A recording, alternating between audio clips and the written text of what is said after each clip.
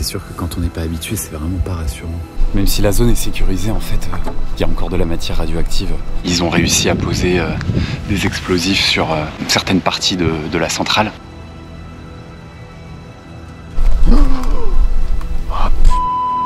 Avant de me coucher, je voulais vous montrer ce qui me fout les boules.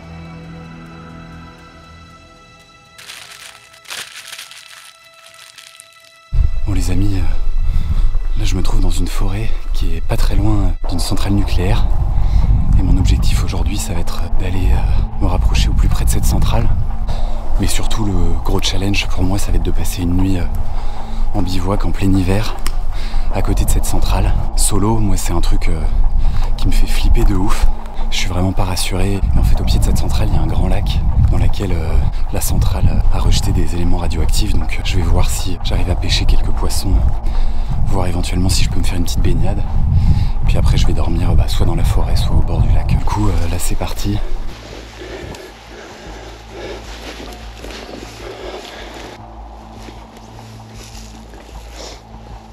Ça y est, là j'ai le premier visuel sur la centrale. Elle est juste là-bas. Je sais pas si vous arrivez à bien la voir. Avec la cheminée. Là on a un meilleur visuel. Elle est tout là-bas. J'ai la forêt derrière moi là. Mais du coup je vais sortir de la forêt. Faut que je refasse le tour parce que je peux pas passer par là. Et puis je vais me diriger vers la centrale et vous montrer tout ça. Ça y est, là j'ai trouvé la sortie de la forêt. Donc là l'objectif c'est de traverser ce que vous avez vu. Ce qui me sépare de la centrale. Sur la route si je peux repérer un endroit où dormir. Et après, let's go hein.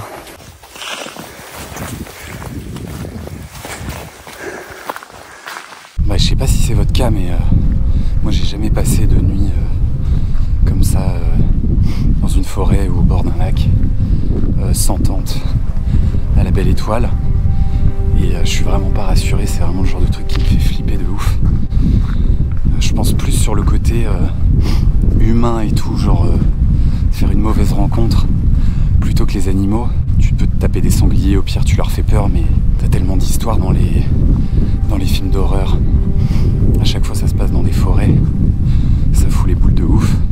Moi c'est vraiment ça qui va me faire flipper ce soir. Donc le lac que vous voyez là avec la centrale qui est là-bas, je crois que c'est dans les années 2010, il y a eu des relevés qui ont été faits. Donc il y a bien eu de la contamination radioactive des sols. EDF a reconnu qu'il y avait du plutonium qui avait été relâché dans les sols. Le plutonium, c'est, pour rappel, ce qui sert à faire les bombes H. Et notamment la Tsar Bomba.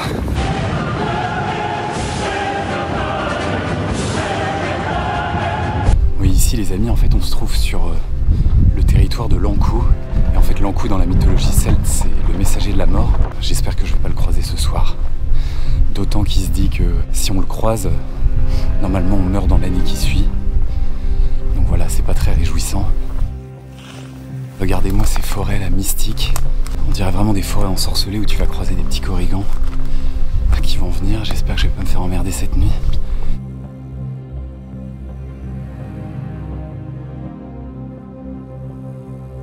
Pour l'instant, en tout cas, c'est un peu la merde parce qu'il a plu de ouf. Tout est détrempé. Je sais pas comment je vais faire pour pioncer au sec ici. Oh putain. Merde. Ah putain. Je viens de mettre le pied dans une énorme flaque. J'ai le pied complètement trempé. Ah putain. Ah la vache, la nuit va être longue. Les aléas du bivouac, hein. C'est comme ça que ça se passe. Il y a aussi des loups qui commencent à repeupler les monts d'Arrée, qui sont la région où on se trouve. Du coup, j'espère que je vais pas faire de mauvaises rencontres en pleine nuit. Voilà, pas mal d'inquiétudes.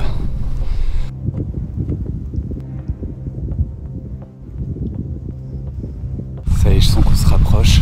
On aurait pu être très loin là. En fait, je suis passé... j'ai fait tout le tour, je suis parti de là-bas. Où on était tout à l'heure. Et en fait, j'ai fait le tour... le long de la rive comme ça. Et normalement j'ai la centrale qui est pas très loin. J'ai aperçu les cheminées. Je pense qu'on va bientôt la voir. On arrive au barrage qui est en amont de la centrale, qui retient en fait tout le réservoir d'eau qu'il y a derrière moi. Donc là les deux cheminées elles sont là-bas. Puis là on voit déjà le réacteur. On va voir si on peut aller s'en approcher un peu. Même si la zone est sécurisée, en fait, il y a encore de la matière radioactive dedans et des déchets. La zone est étroitement surveillée, donc je vais pas pouvoir rentrer dedans évidemment.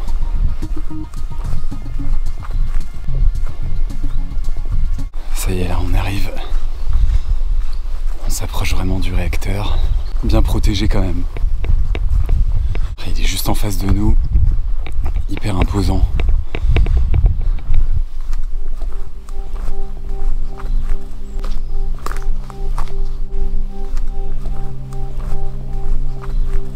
Dans les années 60, c'est le désert économique en Bretagne. Et surtout ici, on est dans les monts d'Arrée, le point culminant de la région. À l'époque, le gouvernement français expérimente plusieurs technologies dans la construction de ces centrales nucléaires, notamment les réacteurs à eau lourde et ceux à eau pressurisée. Pour faire simple, ce qui les différencie, c'est un atome d'hydrogène, mais surtout le combustible utilisé. Celui avec de l'eau lourde, c'est de l'uranium naturel, alors que pour l'eau pressurisée, c'est de l'uranium enrichi. Et pour sortir la région de cette galère, l'État choisit cet endroit, Brennilis, pour y implanter un réacteur expérimental à eau lourde justement. Mais 15 ans plus tard, c'est l'eau pressurisée qui est retenue, donc cette centrale doit fermer. Mais comme le réacteur a été construit tout près de la nappe phréatique, on ne peut pas le laisser dépérir sur place, au risque de contaminer nos réserves en eau. Il faut le démanteler totalement, et ça se fait en 2 étapes. La première consiste à enlever les installations non nucléaires, et la deuxième partie, c'est là où tout va se jouer. Il faudra démanteler complètement le réacteur nucléaire et évacuer les déchets et matériaux hautement radioactifs vers les endroits de stockage. Et en fait, c'est normal que ce soit encore hyper surveillé, parce que tant qu'il reste de la matière radioactive dans le site, et que le site n'est pas complètement démantelé, EDF appelle ça un retour à l'herbe, ce qui veut dire que tant qu'il n'y a pas un gros carré d'herbe à la place du réacteur, ça continuera à être sous surveillance en fait. Et en fait c'est marrant, je sais pas ce que vous en pensez, mais je trouve que cette centrale elle a un petit air de Tchernobyl avec ces deux espèces de cheminées là-bas. Alors c'est peut-être lié, je sais pas du tout, mais cette centrale là elle utilisait l'eau lourde et Tchernobyl aussi, et du coup c'est peut-être ce qui explique le fait qu'elles aient des similarités dans la construction et dans la structure. En fait c'est marrant parce que j'ai appris que cette centrale, elle avait fait l'objet de 2 attentats dans les années 80 parce que les Bretons étant des antinucléaires, ils ont réussi à poser des explosifs sur certaines parties de la centrale et ça a marché puisque ça a mis la centrale à l'arrêt pendant quelques temps.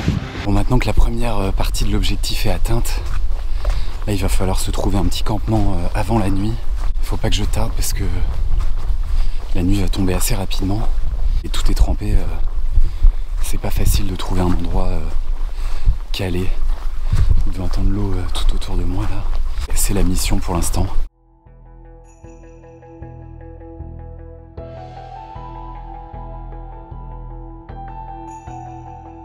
Bon bah les amis, je crois que j'ai trouvé un petit spot impeccable, à la fois pour pêcher et pour poser la tente. Enfin la tente, le matelas et ma bâche. J'ai pas grand chose d'autre.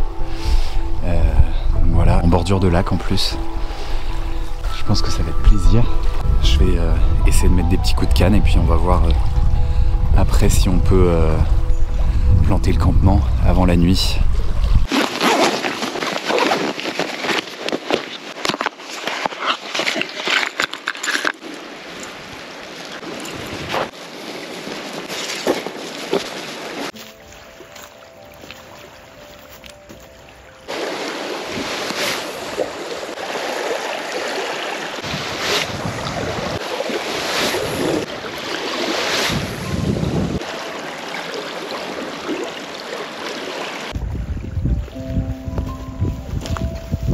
Pas très fructueux cette petite pêche.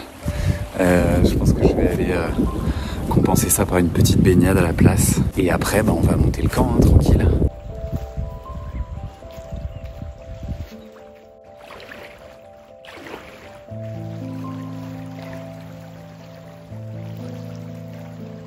Petite baignade plaisir. Je me sens impec, je vais pouvoir attaquer une petite graille et puis après, on va dresser la petite tente.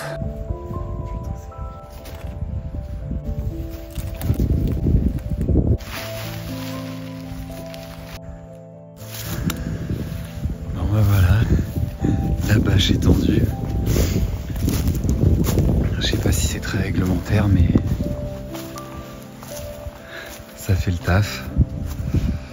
C'est bon, j'ai fini de tirer ma petite bâche. Je vais être au calme. Je vais pouvoir sortir mes petites affaires Puis on va pouvoir grailler un peu. Je me caille bien là.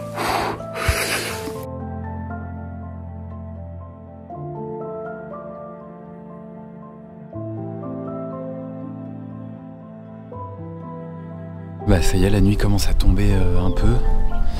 J'ai set up le petit campement. Tranquille. Maintenant je vais essayer de faire un petit feu parce que ça va apporter du réconfort. Et un peu de chaleur et un peu de compagnie. C'est vrai que c'est l'avantage du feu et sans feu c'est un peu rude. Bon bah mon feu ne veut pas démarrer. J'ai essayé, c'est impossible. Du coup je vais devoir me rabattre sur le petit réchaud de secours.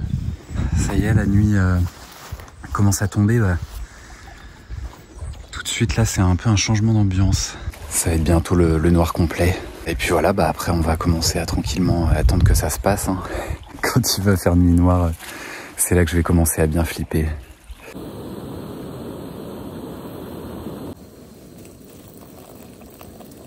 Avant de me coucher, je voulais vous montrer ce qui me fout les boules dans le bivouac. Je sais que c'est peut-être pas très rationnel, mais c'est le fait de me dire en fait, moi je vois pas le danger et que le danger peut me voir, que ce soit homme ou animaux, mais surtout hommes. Et là, je vous montre l'exemple juste en face. Vous voyez, là, je suis tapis dans le noir à 50 mètres du bivouac. Le bivouac ne me voit pas. Moi, c'est ça qui me fout vraiment les boules. Peut-être que ça me fera moins peur une fois que j'aurai éteint la lumière. Je vous dirai ça demain ou dans la nuit si je me réveille en sursaut. Il y a 2 secondes, on entendait un hibou aussi.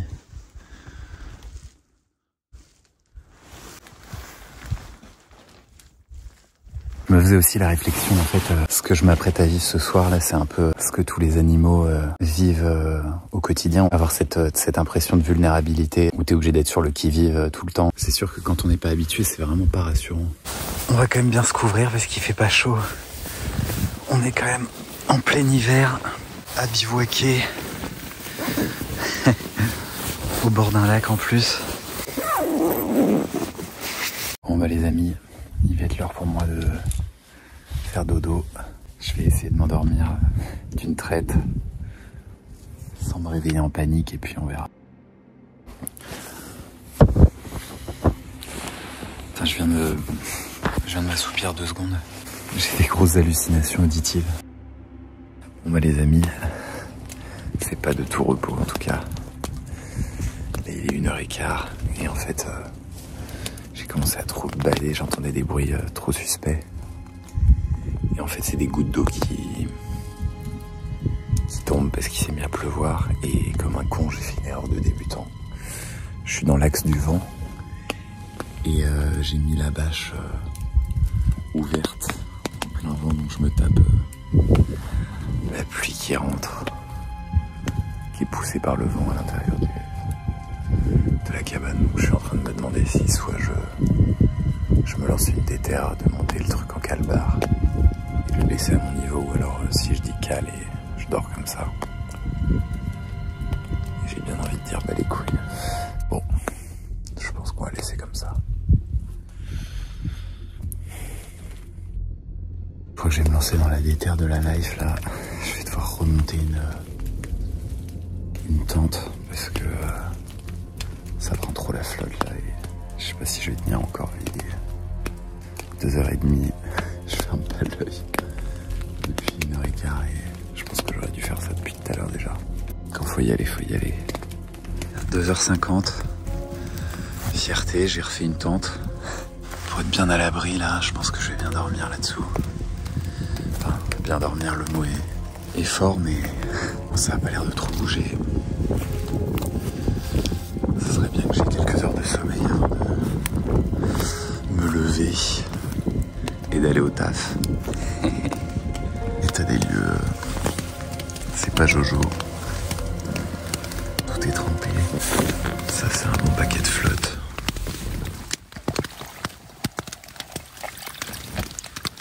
Oh là là, le sol est détrempé. La météo m'avait bien menti en tout cas. Moi, je suis tout trempé comme j'ai dû remonter le camp dans la nuit. Bon, malheureusement, il n'y aura pas de petit réveil au calme avec la petite tisane et tout ce qui va bien. Je vais pas vous le cacher, j'ai vraiment passé une nuit infernale. En fait, la première moitié, les 3/4 de la nuit, au début, j'ai été sur le qui-vive parce que dès qu'il y a des bruits, on se dit que c'est quelqu'un qui peut venir de l'autre côté. Plein de fois, tu te réveilles en mode genre, oh, c'est quoi ce bruit? Et puis en fait, c'est rien. La pluie qui commence à tomber, ça m'a réveillé, je pensais qu'il y avait quelqu'un. Je pense que c'est une skill qui se développe et que j'ai envie de continuer à pousser. Je sais pas si je serai de retour de sitôt, mais j'espère que ça vous a quand même plu et que c'était marrant de vivre ça. Je vais continuer à faire des petites explorations. En tout cas, n'hésitez pas à me dire ce que vous en avez pensé. Donc il est 7h30 là, je vais plier le camp et prendre mes clics et mes claques et bye bye. Ça y est les amis, 8h. On plie bagage. Allez, à plus.